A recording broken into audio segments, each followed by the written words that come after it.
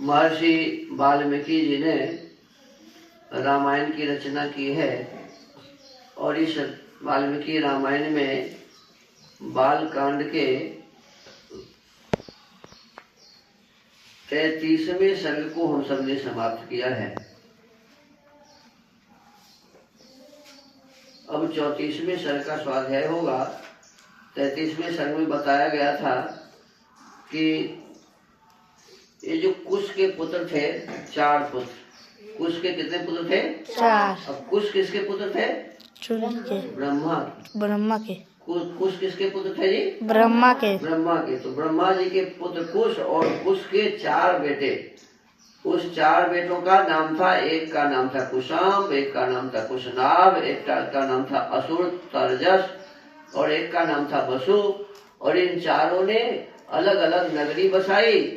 उस नगरी में एक कुशनाभ जो थे, ये जिस नगरी को बसाया उस नगरी का नाम था महोदय। क्या नाम था जी? महोदय। तो महोदय नगरी में कुशनाभ जी रहते थे और वे कुशनाभ जी एक महिला से विवाह किया और उसके 100 पुत्री हुई। कितनी पुत्री हुई थी? 100। और जो जिस महिला से विवाह किया उसका नाम था घृताची। क्या नाम था? घृताची। लिखा है घृताची अप्सरा। अप्सरा पहले लोग नाच गान करने वाले को कहते थे। तो अप्सरा से घृताची से विवाह करके और कितनी पुत्री को जन्म दिया? 100। और वो बहुत बढ़िया सब थी, सब लड़की, और सभी गई खेलने। तो वहाँ वायु देवता उसको देख करके बोले कि मुझसे शादी करो। वो शादी करने के लिए तैयार नहीं हुई तो उसे क्या कर दिया जी? सबको कुबड़ी बना दिया। क्या बना दिया? कुबड़ी बना दिया। इसमें कुबड़ी बनने के बाद जब वो पिताजी के पास गए तो पिताजी उनके बोले कि तुम बहुत अच्छा काम किया। जो देवता जो है वायु, उसको कुछ नहीं बोली, तुमने उसको क्षमा कर दिया। तुम उसके चक्कर में भी नहीं पड़ी, तो मेरे कुल का जो मान है इसको बढ़ाई। तो अपने बेटी का खूब बढ़ाई करके बोले कि अब तुम जाओ घर।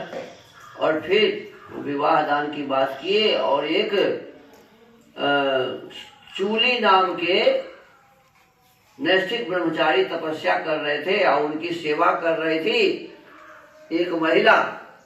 उनका नाम था, जो महिला सेवा कर रही थी उसका नाम था सोमदा। क्या नाम था? सोमदा। और सोमदा उर्मिला की पुत्री थी। सोमदा किसकी बेटी थी? उर्मिला की। तो सोमदा जब सेवा कर रही थी चूली की, सेवा करते करते अब वो उनके चक्कर में फंस गए होंगे। अब उससे वो शादी कर ली और शादी करके, इसमें तो लिखा है कि शादी नहीं की, ऐसे ही मन में भावना बन गई और कहा कि उसको मुझे पुत्र चाहिए आप जैसा। बस वो मन से ही उसको भावना बना लिया तो उसमें संतान आ गया पेट में। ऐसा थोड़े होता है। वो सोमदा और चूली शादी किए और शादी करने के पश्चात उन्हें संतान हुआ। उस संतान का नाम था ब्रह्मदत्त। क्या नाम था जी? ब्रह्मदत्त। और ये राजा कुशनाभ उसी ब्रह्मदत्त को अपना दामाद बनाया और 100 पुत्री उसे दे दिया। और वो जो कुबड़ी थी ना, तो जैसे जैसे शादी होता गया, अब ये 100 का शादी करना है तो एक साथ तो हुआ नहीं, क्योंकि उसमें हाथ पकड़ना होता है। क्या पकड़ना होता है? तो सबका हाथ एक साथ कैसे पकड़ेंगे? तो बारी बारी से सबका पानी ग्रहण किया। तो जैसे हाथ पकड़ते थे तो सब ठीक हो जाती थी। उसका वायु कुबड़ापन जो था तो खत्म हो जाता। तो इस प्रकार से 100 महिलाओं के पति बने कौन? ब्रह्मदत्त। कौन बने जी? ब्रह्मदत्त। और ब्रह्मदत्त अब उसको ले गए अपने घर। कुशनाभ जी विदा कर दिए सभी को। और ब्रह्मदत्त जी को जो माँ थी, क्या नाम है? सोमदा। क्या नाम था जी? सोमदा। अब सोमदा जी थी ना, वो सभी बहुओं की जो 100 थी ना, सब का खूब आदर सत्कार किया, खातिर किया और सबको बहुत बढ़िया ढंग से सम्मान करके कहते हैं कि गंधर्वी सोमदा ने अपने पुत्र को तथा उसके योग्य विवाह संबंध को देखकर अपने उन पुत्र वधुओं का यथोचित रूप से अभिनंदन किया। उसने एक एक करके उन सभी राजकन्याओं को हृदय से लगाया, गले से लगाया और महाराज कुशनाभ की सराहना करके वहां से प्रस्थान किया। अब ये सब बातें हो गई, लेकिन इसमें विचार करने वाली बात है। सबसे बड़ी बात तो ये है कि यहाँ चूली तपस्या कर रहे थे और तपस्वी व्यक्ति एक महिला से सेवा करवा रहे थे। ये तो अच्छी बात नहीं थी। कोई ब्रह्मचारी किसी महिला से सेवा नहीं करवाता, तो ये तो गलत बात है। पहले ऐसे नहीं होता था। जो नैष्ठिक ब्रह्मचारी होते थे महिलाओं से बहुत दूर रहते थे, तो ये बात सही नहीं लग रही है। दूसरी बात क्या है कि उनके जो संतान हुए ब्रह्मदत्त, वो ब्रह्मदत्त ये जानते हुए कि 100 की 100 लड़की कुबड़ी है, शादी करेंगे क्या? तो जो विद्वान है, राजा है, तो कुबड़ी लड़की से शादी करेंगे? लेकिन वो तैयार हो गए। ये भी समझदार है, समझ सोचने वाली बात है। एक बात है कि 100 बेटी 100 बेटा किसी एक महिला को हो भी नहीं सकता। दूसरी बात इसमें ये भी है कि यदि 100 से विवाह होगा तो एक संतान होने में कम से कम कितना दिन लगता है? साल भर लगता है। मान लो ज्यादा से ज्यादा 2 संतान एक बार होगा तब भी 50 साल लगेगा। तो 2 संतान 50 साल का और 2 संतान 1 साल का हो जाएगा। अब 1 साल वाली से शादी कैसे करेगा? जब 1 साल वाली शादी वाली होगी तब तक में 50 साल वाली तो 80 वर्ष 90 वर्ष की हो जाएगी। तो ये लग रहा है कि ये कथा सही नहीं, ऐसा ही लग रहा है कि ये कथा सही नहीं, ऐसा हो नहीं सकता है। किसी भी तरह से विचार करने से लगता है कि ये कथा सही नहीं हो सकती। फिर भी चलो अब देखें आगे क्या होता है। अब 34वां सर्ग 34वें सर्ग प्रारंभ होता है कि तोद्वाहे गते तस्मिन् ब्रह्मदत्ते च राघव अपुत्र पुत्र लाभाय पौत्री विष्टिमकल्पयत्। रघुनंदन विवाह करके जब राजा ब्रह्मदत्त चले गए तब पुत्रहीन महाराज कुशनाभ ने श्रेष्ठ पुत्र की प्राप्ति के लिए पुत्रेष्टि यज्ञ का अनुष्ठान किया। देखो 100 संतान हुए, उसको शादी उदी कर दिए, फिर अब मन में क्या होता है कि मुझे बेटा नहीं है तो मुझे क्या करना चाहिए जी? बेटा प्राप्त करने के लिए यज्ञ करना चाहिए। इष्ट्यां तु वर्तमानायां कुशनाभं महीपतिं उवाच परमोदारः कुशो ब्रह्म सुतस्तदा। उस यज्ञ के होते समय परम उदार ब्रह्म कुमार महाराज कुश ने भूपाल कुशनाभ से कहा, मेरे पिताजी भी उसके जीवित ही थे कुश, पुत्रस्ते सदृशः पुत्र भविष्यति सुधार्मिकः गाधिं प्राप्स्यसि तेन त्वं कीर्तिं लोके च शाश्वती।